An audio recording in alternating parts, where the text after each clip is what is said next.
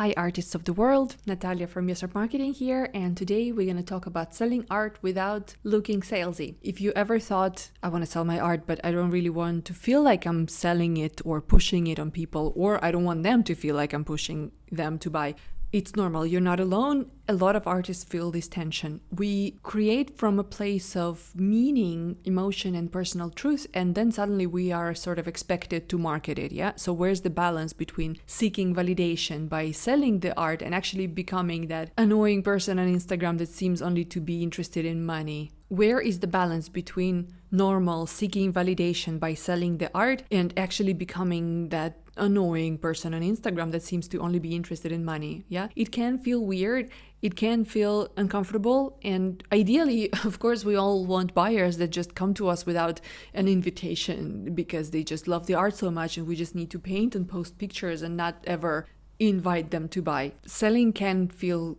uncomfortable and unnatural, but it doesn't have to feel that way. In this video, I want to show you a different way, a different perspective, a way that feels human, value-driven, and actually effective. Let's start with something really simple. Art is not a basic necessity. No one needs a painting to survive, right? And that's where a lot of awkwardness comes from. We think, well, if it's not food or medicine, who am I to charge for it? Most marketing techniques don't even work for art because maybe you've heard it. Classic marketing says find a person's problem and offer them a solution. What is a solution that a painting provides? Covering an empty wall? Covering a hole in the wall? But I mean, that's not really a problem for someone who doesn't care about empty walls. Art is not about that. It doesn't solve a problem. But here's what most artists miss. People don't buy art because they need it. They buy it because it says something about who they are or about who they want to be. Art helps people feel something, remember something. It becomes part of their space, their identity, their values. And the way we talk about our art, or don't, yeah, it plays a big role in whether someone sees themselves in it. People don't buy art in a vacuum. Imagine walking into a gallery and one wall has a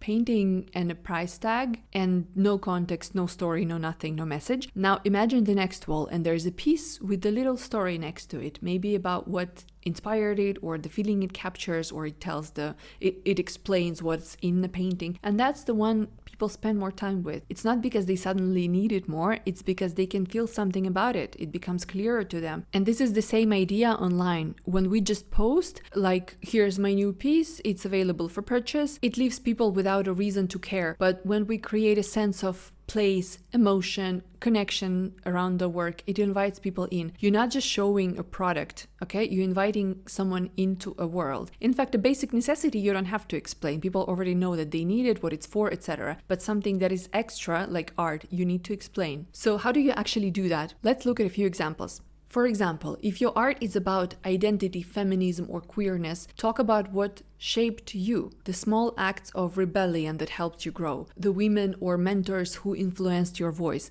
what emotional labor or boundaries mean to you as a creative person. So your art isn't just a portrait of some woman, yeah? It's a part of a bigger conversation. It's a value system. And the person who resonates with that, they're not just buying a picture, they are affirming a belief. If your art is nature inspired, you can help people feel the textures that inspired you. You can talk about the smell of the soil, the sound of the wind around leaves, your weekend hikes, your foraging finds, how seasons affect your mood and your palette. How do you connect with nature? What does that mean to you? Now your art becomes a part of a slow, intentional lifestyle. So you're speaking to people who crave that, who crave grounding, stillness, connection to the place, who share the same values, who live the same lifestyle. If your work is about cozy life, food, and home, you can lean into those warm, familiar feelings, morning rituals with coffee and quiet, family recipes, shared meals, kitchen stories, what it means to create a space that feels safe and true to you. Now your art isn't just cute, yeah? It's comforting, it's nostalgic, it says something about how someone wants their home to feel. You see what's happening here? You're giving people a reason to want the art because they can see themselves in the world that it comes from. So when I talk about authentic marketing, this is what I mean.